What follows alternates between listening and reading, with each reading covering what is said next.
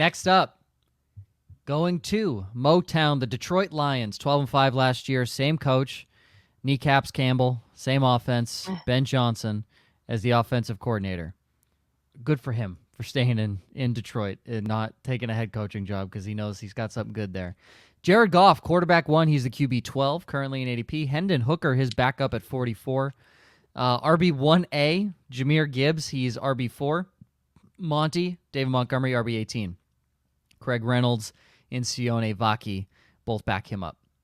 Amon-Ra St. Brown, wide receiver 5. Jamison Williams, wide receiver 48. Drop down to Khalif Raymond at 92, and then even further down, DPJ Donovan Peoples-Jones at 131. And Sam LaPorta, depending on what site and where you're drafting him, he's either 1 or he's 2. He's currently tight end 2 on ESPN, but he has been tight end 1 for a very long time on a lot of other websites. Obviously, as you get more of the, we see the seasonal fantasy football players, the name brand of Travis Kelce will probably be the first one off the board, but LaPorta is very likely to be that second one off the board. We'll start in the backfield with Jahmyr Gibbs. Now, I'm interested because I see Liz's bet, and I see her wanting to talk about Jahmyr Gibbs, and I can't tell if this is going to be good or it's going to be bad. So do you like Jahmyr Gibbs where he's currently being drafted, or are you like, no, let's dial it back here? Where is he being drafted? RB8. Yeah, that's where I have him ranked. Spoiler alert. But that doesn't mean we can't talk about him. And we can't talk about how both of these running backs complement each other and can coexist in this particular offense. Yes. Gibbs, what a rookie year, right? The 8th most efficient running back in fantasy last year. He averaged 5.4 yards per touch.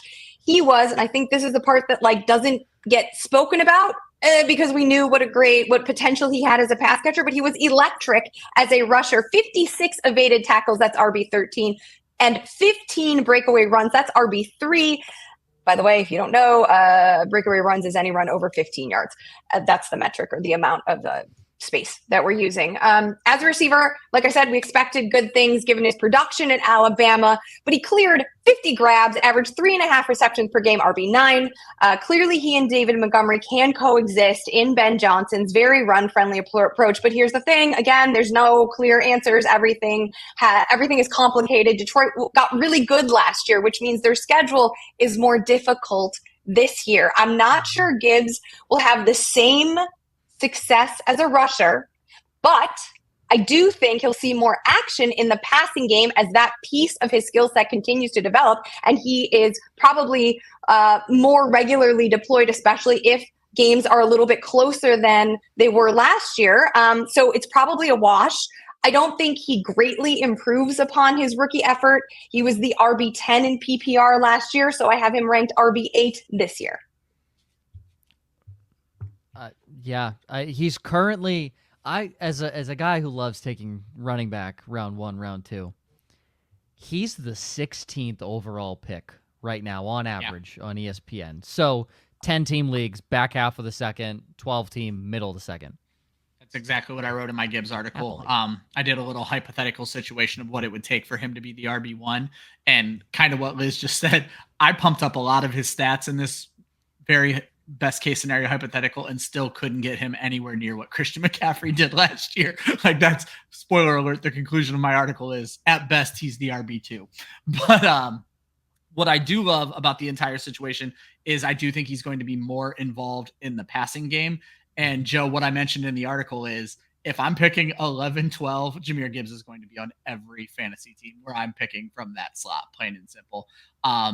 He's one of my favorites. I'm higher on him than Liz. I actually have him up as the RB4 this season behind the big 3. And so essentially once the big 3 running backs go and the 3 wide receivers I like go, he is from 7th pick on my number 1 pick. So your big 3 being McCaffrey, Hall, and Bijan? Yes. Okay. You have him above Saquon? Yes. And Jonathan Taylor? Yes. That's bullish. Well, that's, you say bullish, I say foolish. So probably both right. He's my RB10, so I'm lower than everybody. I think that I like this. I like the 8, 7, 6. Fine, go 6. That's fine. But That's a tough one, Ryan. I just think his ceiling is ADP. capped because of David Montgomery. Like they're going to ride David Montgomery in those games when they get out ahead. It's going to be Montgomery, and Montgomery's going to have 13 to 15 touchdowns. That's the way this offense is set up. So I just don't really see Gibbs coming in and having this like 10 plus rushing touchdown upside, especially if everybody's so high on LaPorta, everybody's so high on amon-ra St. Brown. The coaching staff can't stop talking up Jameson Williams. How much more touchdowns are they going to score than what they did last year to really make this RB4 ADP to pay off? I just don't see it. Well, they're going to score more because they have 14 indoor and retractable roof games this year. So dome Jared You're Goff. basically saying they're going to be the best offense in the NFL at that point. I probably have them projected I think as the it's best possible. offense. I'm not saying it can't be, but it's also an offense that's run by Jared Goff. So no, I'm going to say one thing, and then I'm going to say one thing, and then I'm going to say Josh's counterpoint before he throws it back into my face. Josh just said he doesn't see Jahmyr Gibbs being a 10 plus rushing touchdown guy. He scored 10 fucking rushing touchdowns his first season in the league. But what Josh is going to bring up did he play is from that David start to Montgomery finish in place of David Montgomery. David Montgomery missed 3 games, and Jahmyr Gibbs scored 70 fantasy points in those 3 games that David Montgomery missed. So there you go. That is interesting. I just see Liz's face sitting back. She just looks perplexed by every argument. I'm not perplexed. I think the two of them, I think it is wonderful to have this back and forth so that viewers can decide which side of the argument they want to land on. I think it's also entirely likely that David Montgomery misses games, and it's also likely that Gibbs misses games, right? Like there is a load, and then right? Craig Reynolds, the true RB1, comes in and claims his rightful throne. Obviously, is what we're saying. What we're saying is draft Craig Reynolds in the second round, and you'll be satisfied with your purchase. That's. I mean, Ryan, do you think that the Lions are going to improve upon their record next year? Like, here's a stat. Out of all of the teams that played, only one managed a passing touchdown in every single game last year. Jared Goff was one of, I think, 3 quarterbacks, and maybe Josh Allen was the other one, I forget the third, who missed that metric by 1. There was only 1 game in which he did not throw a passing touchdown. This means nothing, but the Denver Broncos were the only team, and they were absolute shite, right? That managed a passing touchdown in every single game. Yes, what a trivia but stat. Do we really think that Jared Goff, are we expecting that much of an improvement? Again, noting the changes not only within the division, the emergence of Jordan Love and Caleb Williams completely changing the complexion of Chicago's offense, like that this team is just going to be as dominant, or are there going to be moments where they're not going to be able to run as much because they're not going to be playing from such a big lead? Like, this is a team that invites close games under Ben Johnson's strategy. Oh, 100%. I'm not projecting them to win many more games because they do have that first place schedule now, which is going to bog them down.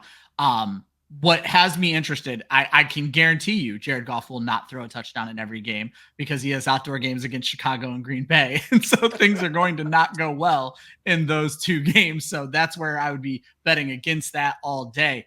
But I also think them losing games for fantasy is not the worst thing in the world. Them losing games is going to be more conducive to a good, healthy Jahmyr Gibbs season in the passing game than it's going to be for David Montgomery to chew the clock. I guess my point to that, though, is like Jameson Williams is now like this deep threat. Like, don't you think if there's a Hail Mary situation, you're not just going to dink and dunk it to the running back, but you're going to actually utilize like your field stretcher?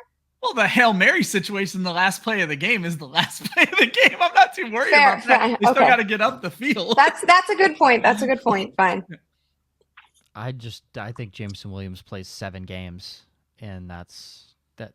The coach speak for He's Jameson going to play Williams more than that crazy. unless he gets popped for gambling again. Let's be real. Pop for gambling. His hamstring gives out. He, in his Alabama education, forget what a playbook is. All these different things. Look, I'm keeping it real. Jameson Williams is currently right now a bust. He is currently right now a bust, and that is trending in that same direction. He was basically a rookie last year, though. Like that bitch, he's in one of the best offenses. Get better. I don't know what to tell you. You have one of the best receivers, one of the best offensive threats out of the backfield, and last year the best fucking tight end. Get better. You're the 4th option as the fastest fucking guy on the team. Figure it out. Do something. You played at an NFL level school in the SEC at Alabama. What are we doing?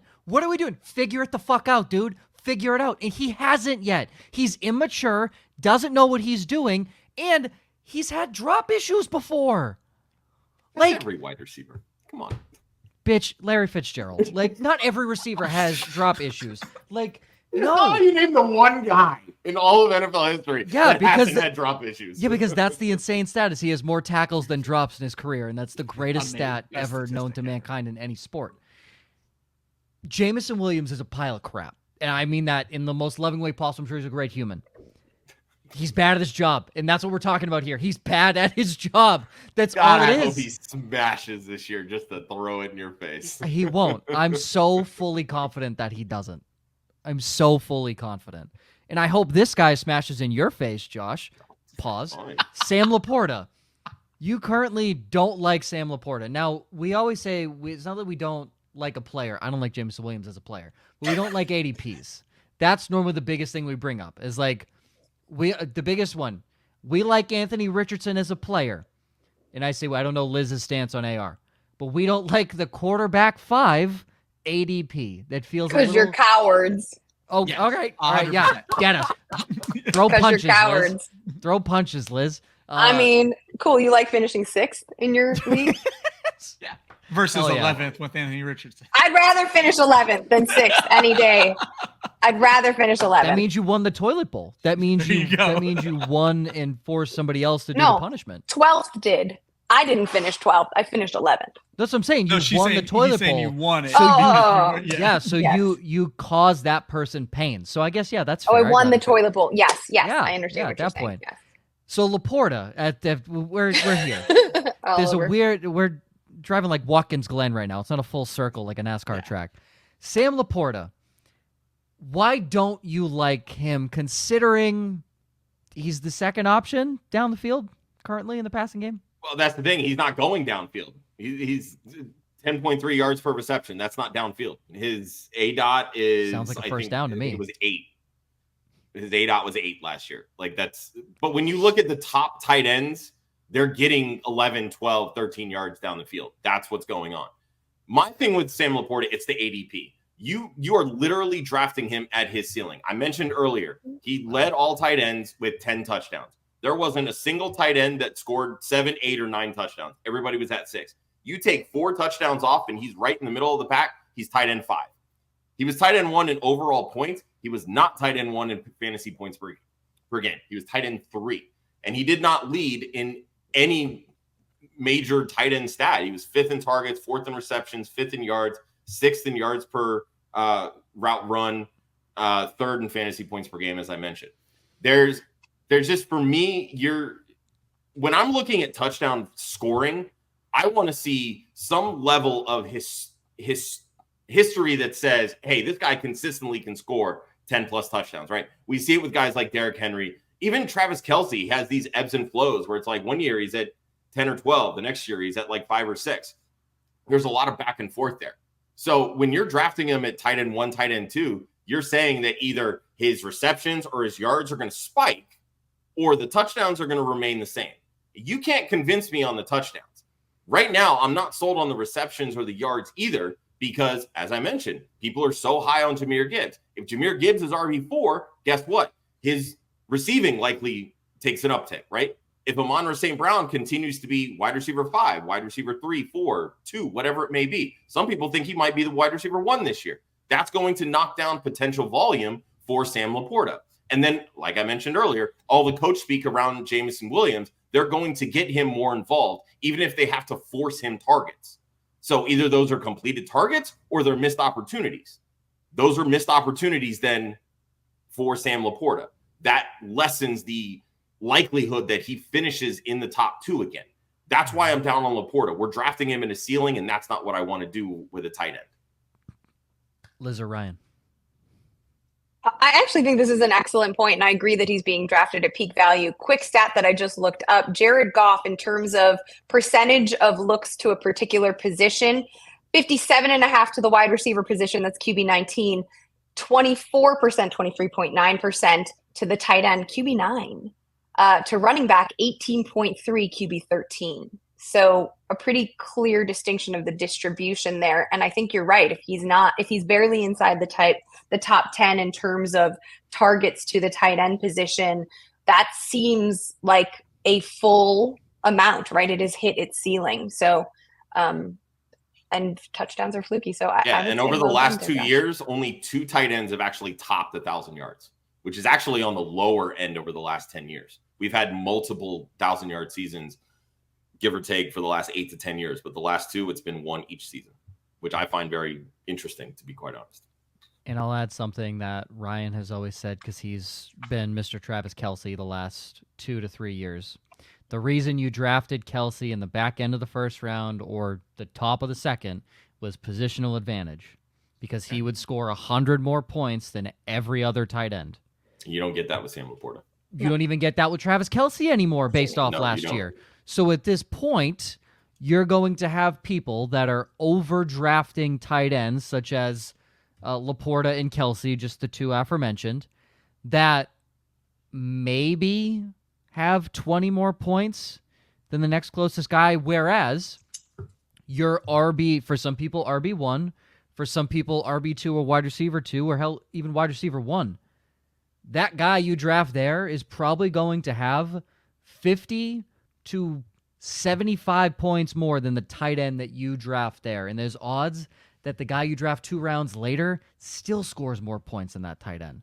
Yeah, that's the game people forget to play, is look at the running back you can get in this round and the tight end you can get 2 rounds later, and then vice versa. And you're going to see that the running back in the late tight end are going to outscore the early tight end in the late running back. So don't overthink it. The positional advantage just doesn't seem to be there unless you're predicting a huge breakout.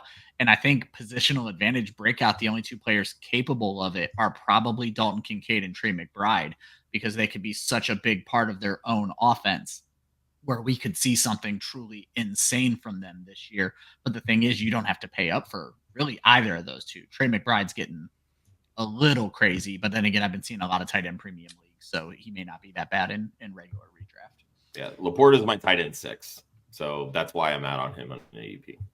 It's fair. He's 4 for me. Like, I don't have him at 1 either.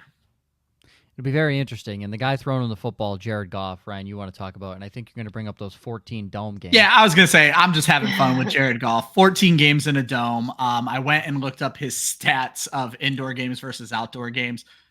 They're what you expect them to be. 4.5% more completion percentage, 40 yards more per game. But the craziest stat.